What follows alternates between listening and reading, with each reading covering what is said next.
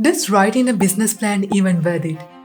Well, according to several studies, writing a business plan will significantly improve your odds of success, especially if you know how to write a business plan that works. So today I am going to help you do exactly just that. And this plan will cover everything that you need to think about when writing a business plan. Whether you write the plan for yourself or you're trying to get investments. There are three main sections in our business plan: the business, the marketing, and the financials. Each of these sections will answer the three most important questions in any business. What is your product or service? How will you get your customers? How will you make money? And today we will break down each of these big sections into smaller sections and discuss them in detail.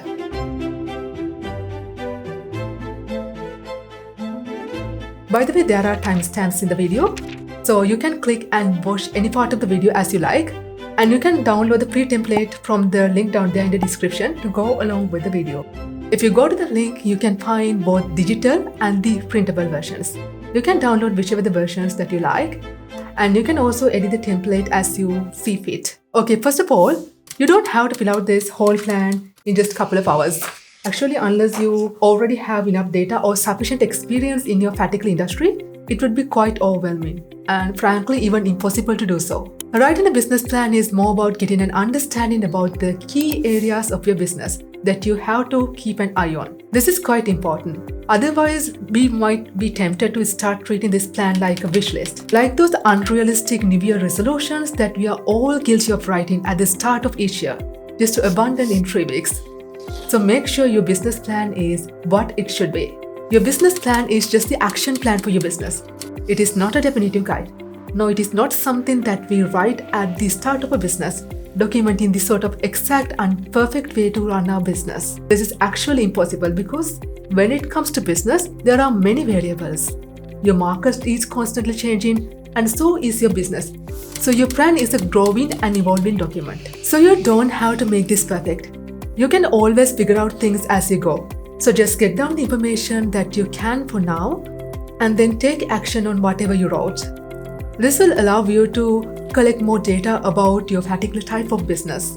Then you can always revise your business plan once in every few months. And you definitely should be reading and re-evaluating your plan all year long. Okay, with that out of the way, let's get started. The very first step is identifying who you are writing your business plan for. Are you writing this just for your personal use, to just gain clarity and plan out things for yourself, or to share with a business partner? Or is it to raise money? This is crucial because depending on who and what you write your plan for, you may have to add or remove certain sections. For example, if you are writing this plan for management purposes to show to employees, you may not want to disclose sensitive information without an NDA. Or maybe you don't want to reveal all your trade secrets to your potential investors. And the other thing is, depending on the person who reads your business plan, they will focus more on certain aspects of your business plan. So you may want to put more emphasis on certain sections depending on the purpose of your business plan. For example, a bank will be less interested in your particular product or service if you're asking them for a loan, but they care a lot about the accuracy of your financial reports, your credit rating, and any asset that you may have. Even if your business idea is a flop, that won't be a much big deal to them. Because in that case, all they have to do is just asking you to leave your house if you offer your house as collateral. Investors, on the other hand, generally will be more interested in a clever product or service idea, and whether there is any kind of market demand for your product or service, so that whether your business can generate the kind of income or kind of return of investment that they are looking for. They will also be interested in knowing your competition and how qualified and trustworthy your team is. Most investors, especially in the tech industry, know that the businesses in that space will be running at a loss for first couple of months, even for the first couple of years. So in that case, they will care less about your current profitability as long as your future looks bright.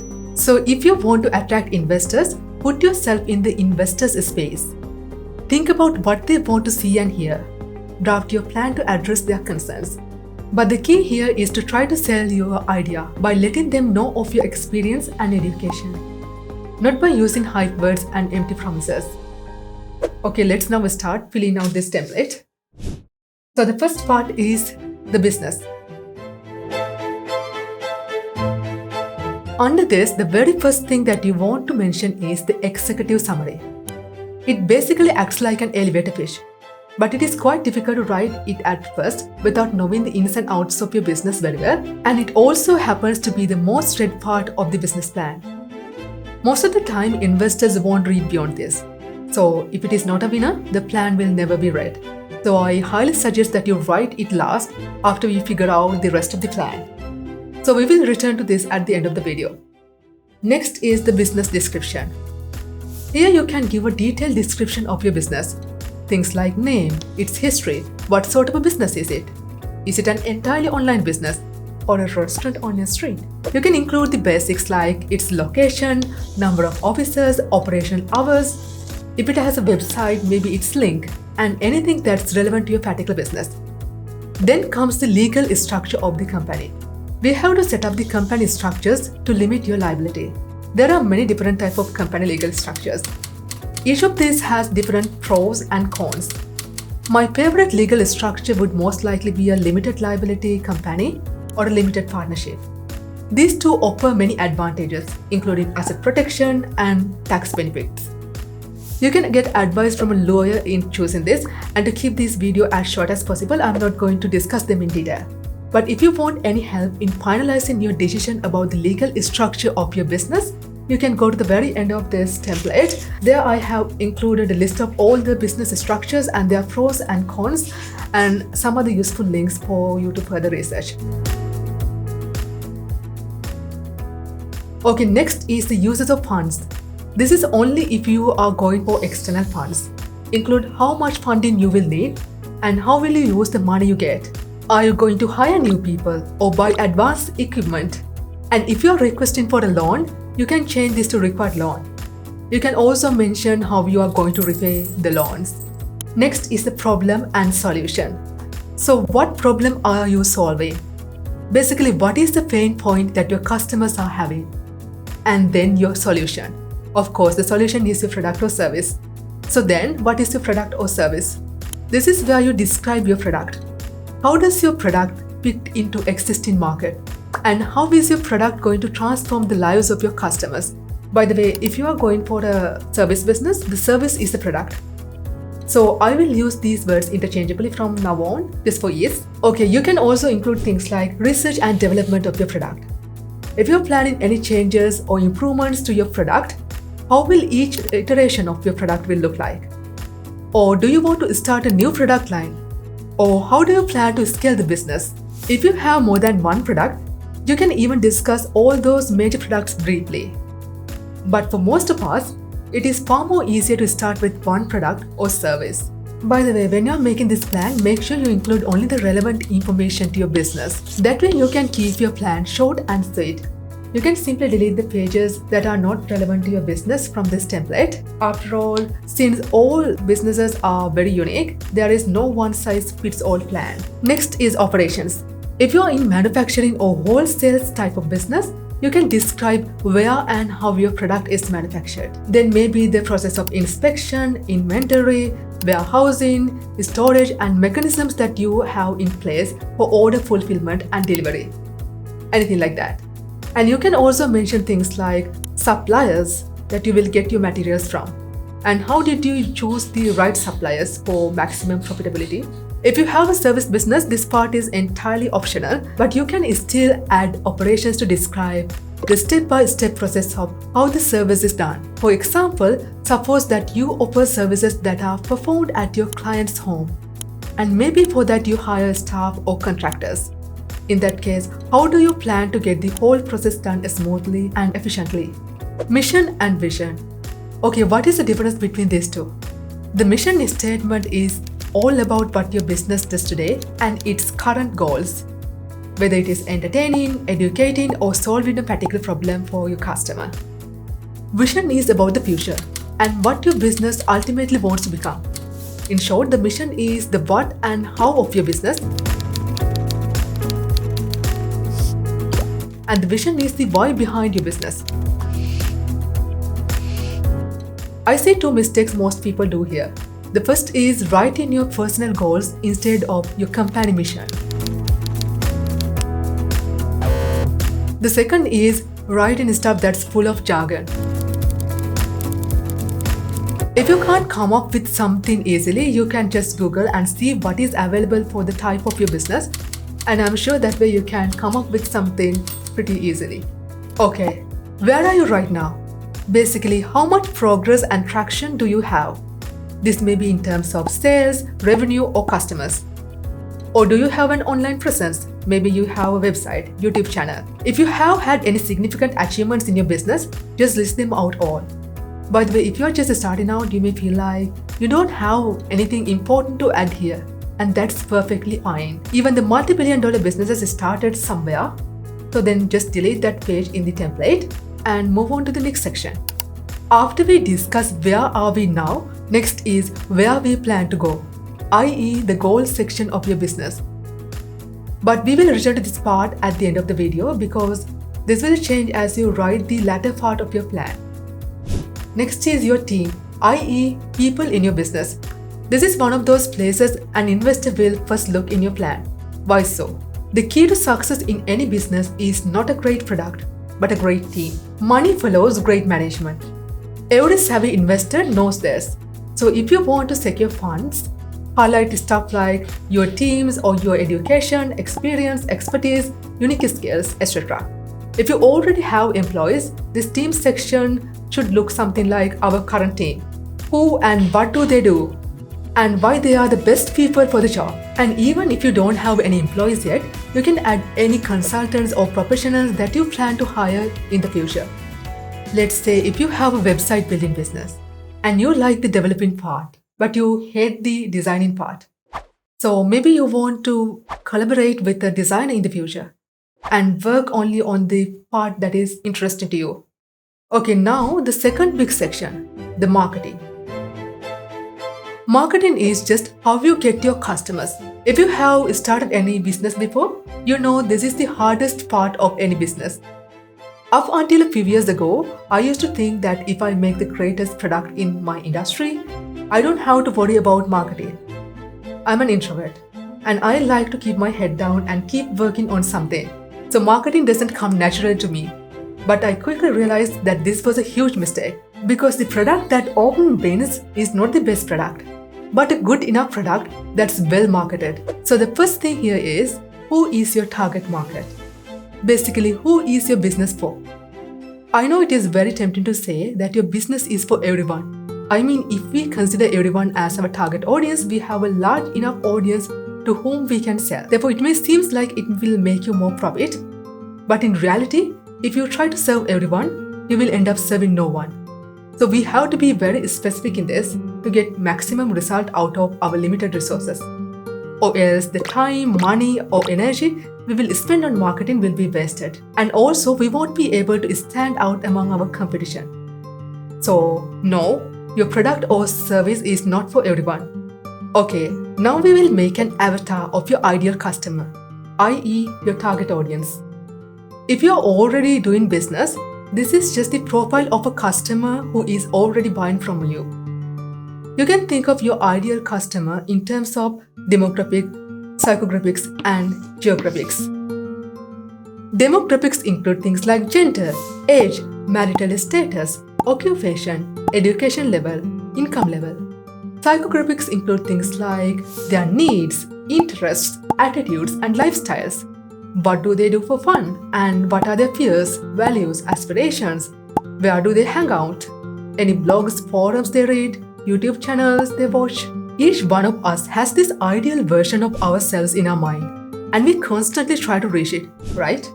So what is the ideal life of your customer looks like? And you can then explain how your product or service would help them to move a tad closer to that ideal identity.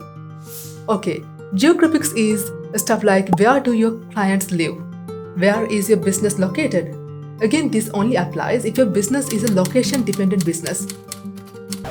How many people live in that area? What is the climate of the region? Again, only if your business is affected by that. If your product is not for just one group of people but for several groups, in that case you can make several avatars. You You can also state what elements of your product that different groups will find appealing. Is it ease, price, quality, location, or maybe ability to customize? By the way, if you are doing B2B business, this section is all about your ideal client. It can be quite important to know who in the company makes decision about buying your product or service, how you can get in touch with them, and how much money do you get paid for a client. So how much money you can spend in acquiring this client, etc. You can in addition add various industrial demographics. Anything like employee numbers, company size, and maybe sales. If you have already been in the business for a while, you can also add your customers' testimonials here. Okay, now that we have talked about our target market in terms of customers, we can also describe our market in terms of dollars. So the next thing is, how big is your market? Our target market size. By size, I mean the dollar amount of the industry that you are targeting. You can find information about this on Google, and potential investors will be interested in this. Is it a small market or a big market? And then, how much of this market can you realistically expect to capture? This will give you an idea of what sales you can expect. Okay, next is current and future trends of the industry. Things like how those markets may change over time. As overall population grows, what will happen to your market? If you're in a growing market like personalized medicine, organic food, online education, it would be great. But if your market is shrinking, how are you going to compensate or create a new market? For example, Coca-Cola identified that the younger generations are much more health conscious, and so they have started offering a new product line. You can also discuss about these social issues that could affect your business. Maybe increasing average age of retirement, working from home, stuff like that. Moreover, time and information may sometimes be important, especially if your business is the sort of business that's affected by seasonality. Okay, next is our marketing plan. So your marketing plan should basically include 4 things. The media that you will use to reach your target audience, aka your marketing channels. Next, your message to your target market. Third one is your lead capturing system, i.e. your sales funnel. Essentially, how you plan to convert total strangers into paying customers. Lastly, how you are planning to provide a stellar customer experience. When choosing a marketing channel, think about the buyer persona, aka the customer avatar that we created. You already know where your potential customer hang out, what blogs, forums that they read, shows and YouTube channels they watch. In crafting your message to the target audience, you have to think of how your buyer talks about the problem that they are having. Speak their language, offer your solution in a way that they can relate. Next is the competitive analysis. First, you have to know and understand your competitors well enough. I know some of you may not like the idea of comparing your business with someone else's, especially those who are in creative fields. But your competition is not some sort of a marker of who you have to beat. They can also be a source of knowledge and inspiration. They can act as a benchmark that will help you to establish goals for your business. Also, by getting to know about the weaknesses of your competitors, you can carve a unique space for yourself. Instead of going to head-on competition with them, you can feel a really existing, unfulfilled need.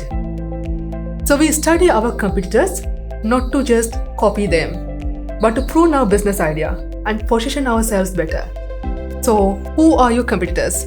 Competitors can be mainly of 2 types, direct, indirect. By direct, think of Apple and Dell for computers. Indirect for them can be someone selling tablets. So make a list of all of your competitors. You can put more emphasis on your direct competition here.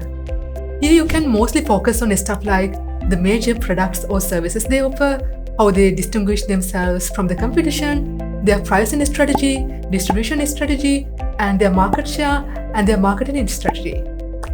In addition, you can also mention their locations, hours they operate, number of employees they have, how long they have been in the business. Actually, anything that is relevant about your major competitors.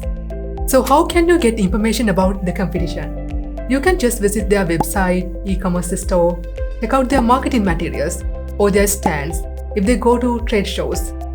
A SWOT analysis.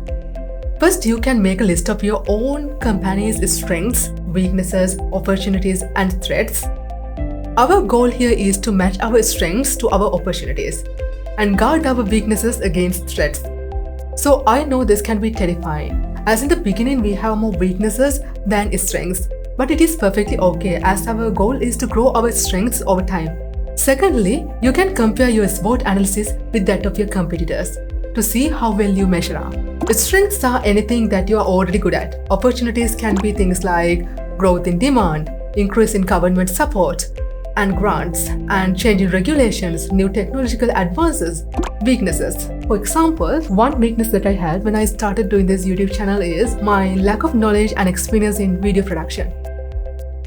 Threats. Threats are things like new competition, emerging technology, changes in demographics, changes in government regulations, maybe environmental policies, changes in exchange rates, that sort of things. Risk management plan. Those weaknesses and threats that we discussed earlier are essentially your risks. Now you need an action plan to conquer these risks and also a time frame to finish your action plan.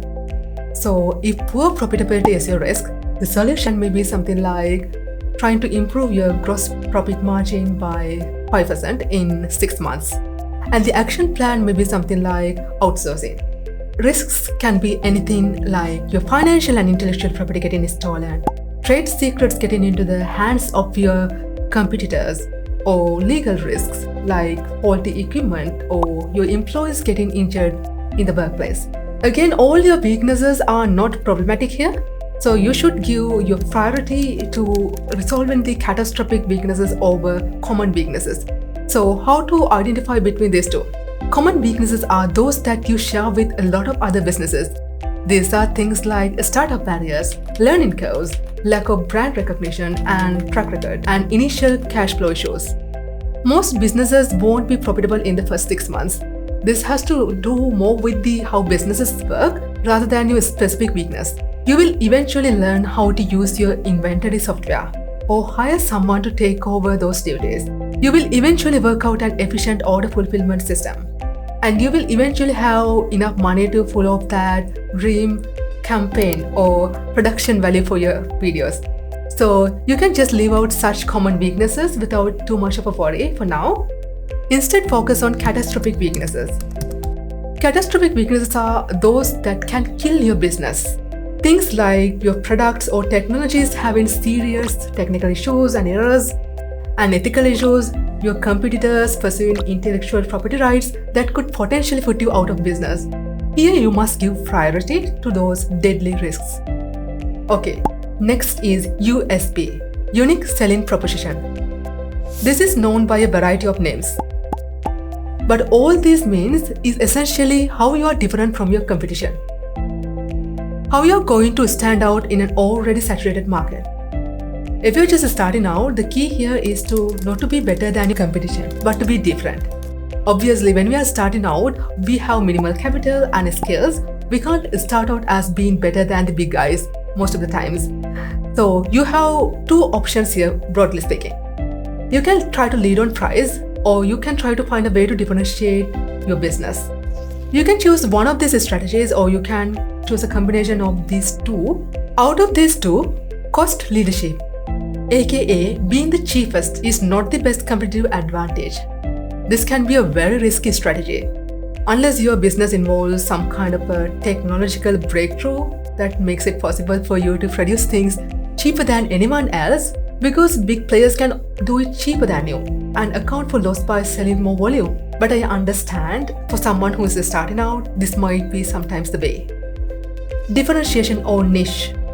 If your prices and your competitors' prices are similar, then you have to find some way to differentiate yourself from your competitors. I know some of you may think that your moving loan business or quotient business doesn't have any, but you definitely have something that you are already good at, some kind of expertise, or maybe you own or you have access to something or a field that very few people have access to.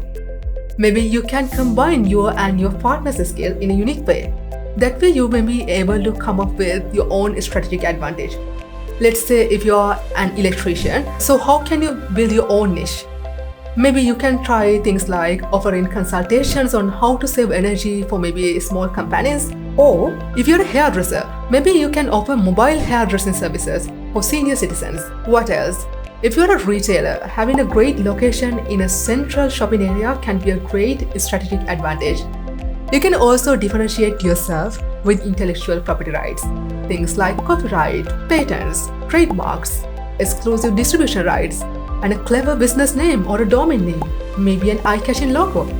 Even things like 24-hour delivery service or quality of a product or service that is beyond industry norms, better customer service, or product services after the sale can be used as means for differentiating your business from other businesses in the same space.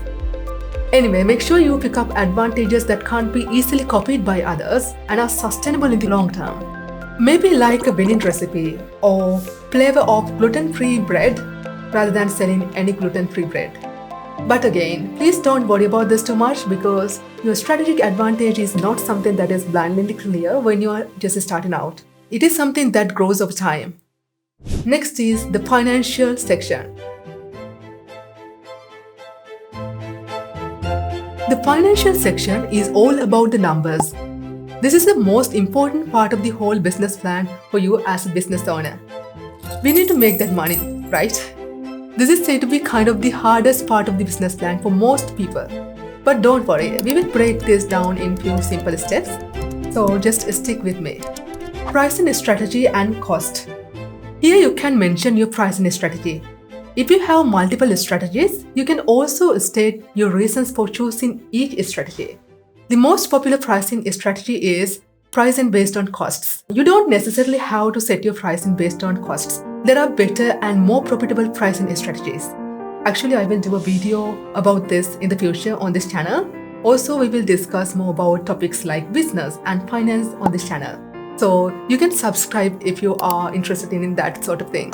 And if you find this video valuable, make sure you like this video because it will help me to help more people. Thanks. Okay, but for now, we will use the cost-based pricing strategy. By that, we can calculate the cost of production for one product.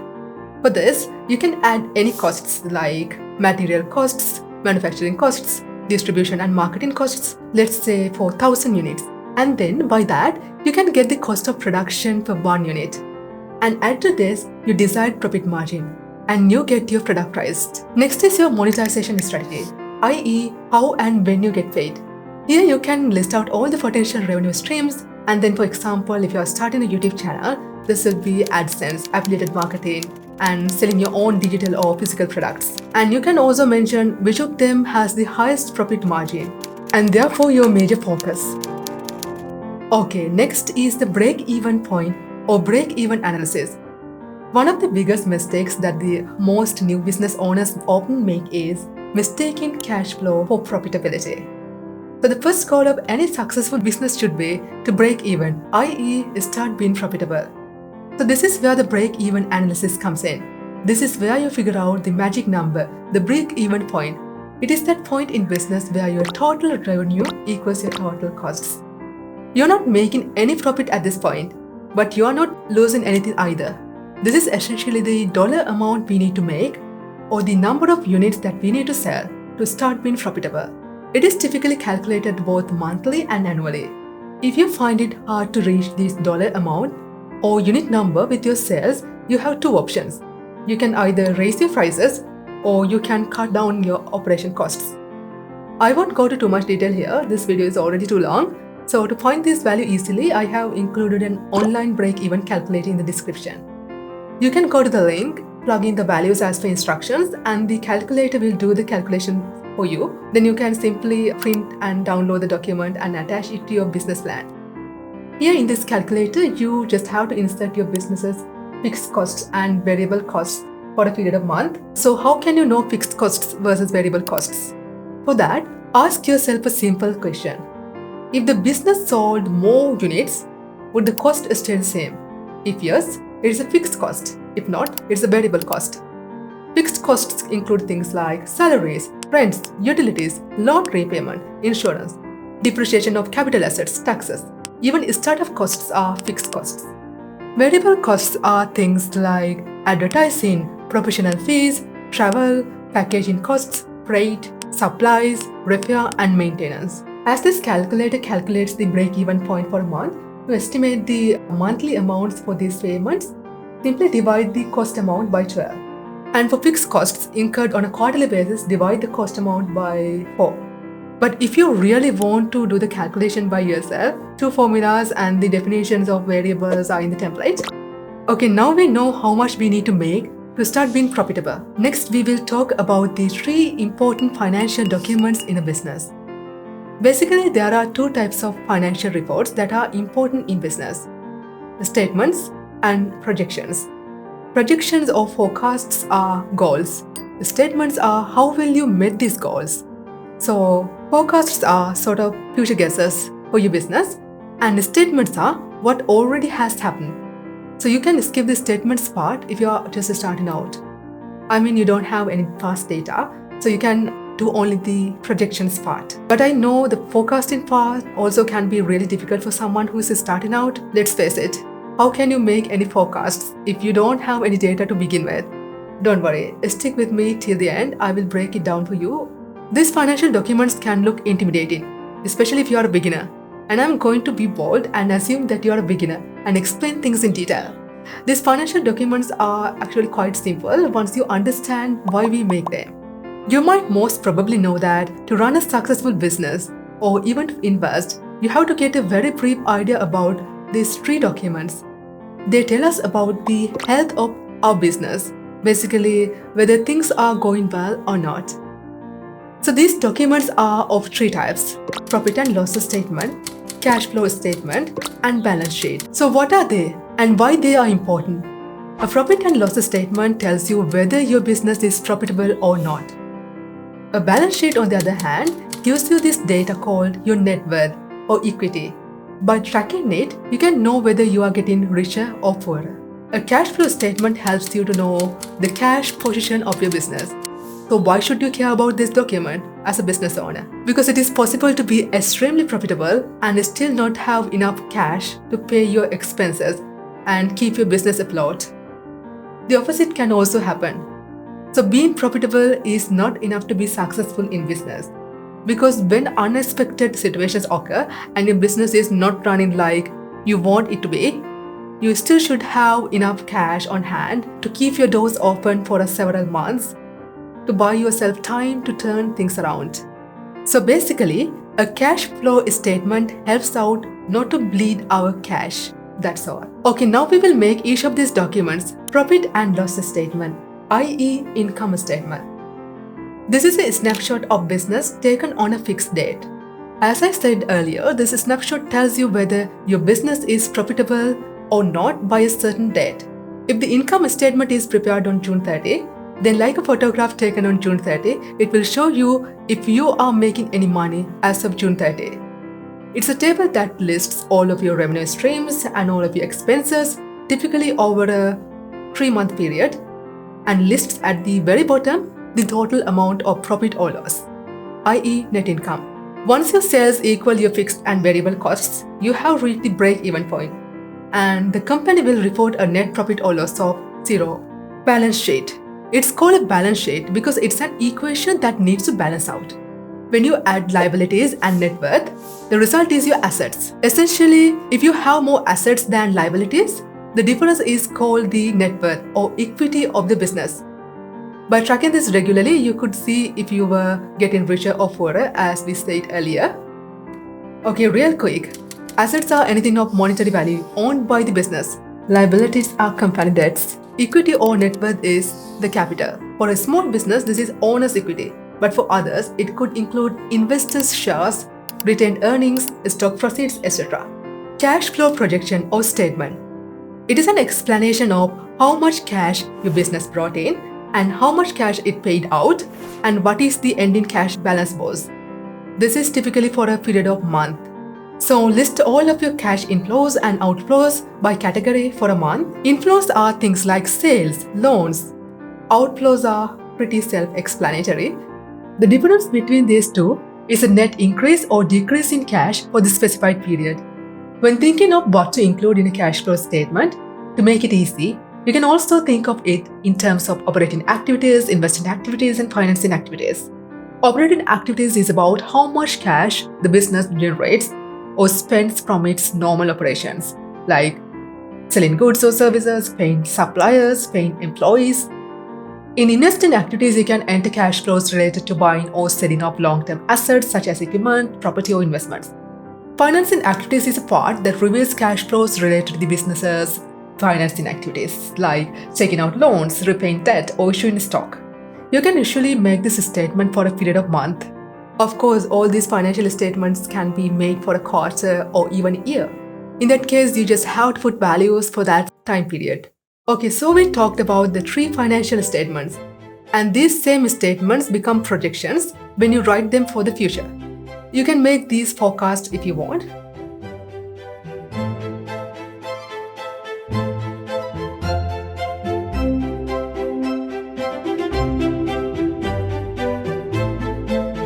Okay, next thing is setting goals.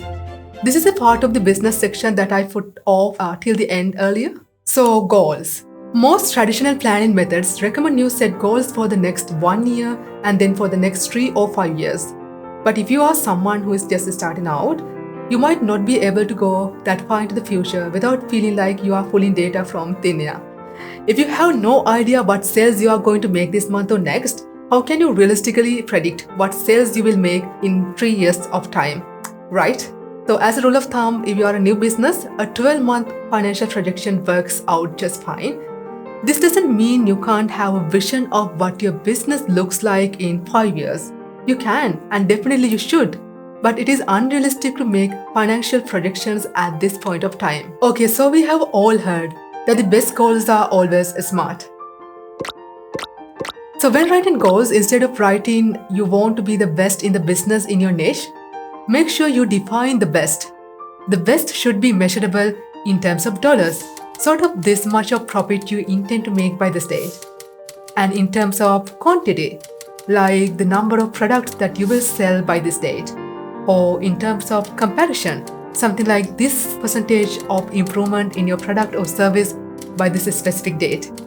Basically, add all your financial goals, sales goals, customer acquisition goals, marketing goals, whatever that suits your business.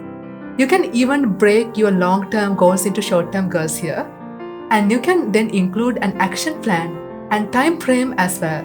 Actually, I think this step is quite handy. So once you have reached your, let's say, quarterly goal or you miss it, you will know it.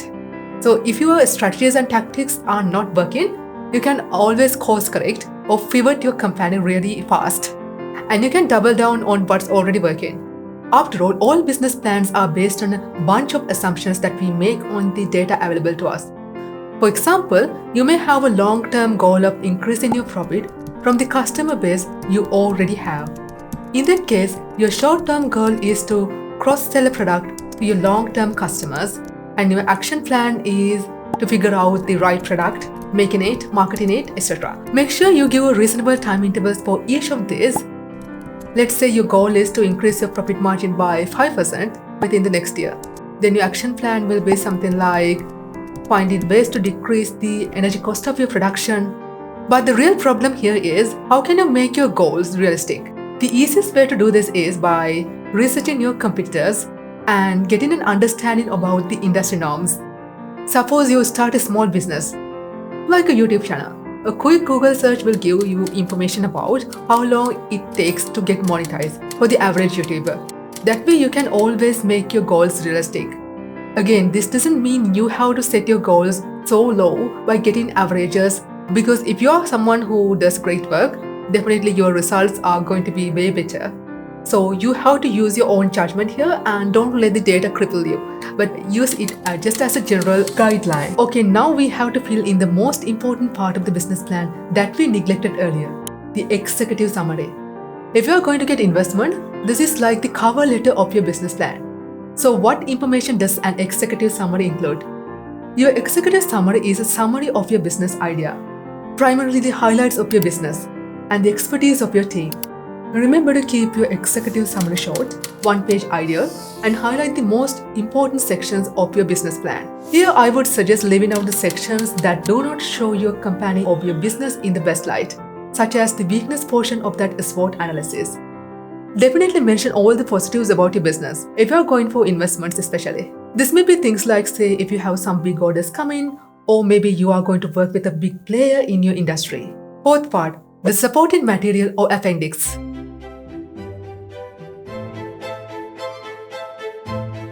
If you want to make a multi-purpose business plan, meaning you want to use this plan for personal purposes, but you also need to show this to your investors and maybe to your employees. In that case, you may not want to show everything to everyone, as we discussed earlier. That's where you need an additional and optional fourth section. But it still has some crucial part, which I personally think is super important. Here you can include sensitive information that you don't want to show everyone, and depending on who you show your plan to, and then you can add or remove pages from this section without having all that hassle of constantly having to change 3 main sections of your plan. Okay, so here you can also include all documents that can further convince your investors that your business is worth it. Things like resumes, information on your previous investors, and legal documents like copyrights, patents, trademarks on your products and services. You can also add things like marketing materials, or if there are magazine articles and press releases about your company, actually anything that you think that you need to add. The final piece that I recommend you add to your appendix is your personal plan. This is completely optional, but I think this will be quite important to you on a personal level. For me personally, in doing any kind of business, the most challenging part has always been personal issues, like running a business while still being a student who has a very little time left in my hands. And this is the case with the most small business owners. I'm sure you can relate. Personal issues like divorce, family illness, lack of support of your partner, and being a young parent can actually be the reason for the demise of your business. So I think it's crucial that you have a plan for the 5 F's in your life: your finances, family and friends, faith, fun, and fitness. Basically, how to make time for your business while staying on top of all these other areas of your life. This includes things like, can you get help from anyone to make things easier? And if so, from whom? As for the finances, do you have enough capital to get started? And if you are not sure, do you think it would be better to save for a while before you launch your business? Most businesses don't make any profit for the first 6 months or so, so you have to plan with that in mind. If there are any rules about running a business, the number one rule is don't run out of money. So I suggest you make a sort of a startup budget for the first 6 months. To do that, we have to take stock of our business expenses for the next 6 months. There are 2 types of expenses in any business: the startup expenses and the operating expenses. The startup expenses are primarily all the costs of getting your business up and running. Those one-time costs like business registration fees, licensing and permits, utility setup fees, legal fees, costs associated with the starting inventory, rent deposit, down payments on a property or major equipment, and the operating expenses are costs of keeping your business running. You can think of this as your monthly expenses. Things like salaries, rental or mortgage payments, loan payments, utilities, raw materials, storage, distribution, marketing, and maintenance. Operational costs generally include both fixed costs and variable costs that we discussed earlier. Once you add all of these costs, then there will be your monthly cost of operating your business. Then you can simply take the operating expenses for the next 6 months. Adding this amount to your startup cost, you will get the minimum cash that your business needs in the next coming 6 months. Okay, I will add a skills section after the 5 F's in my personal plan. What I will personally do here is asking myself a simple question: who do I need to become to make X amount of dollars? Here I will focus on skills that I don't have and can't delegate, but are extremely valuable to my business, especially those skills of which the absence will create major weakness in my business. And then I will jot down my personal plan to improve those skills. That being said, in business, the most difficult step for just about anyone is getting customers, i.e. marketing. It is incredibly frustrating to put your time and effort into a great product or service and not get customers. So to nail down your marketing plan completely, check out the next video, where I am going to help you to create an ultimate one-page marketing game plan. And I wish this business of yours will bring you the kind of success that you hope.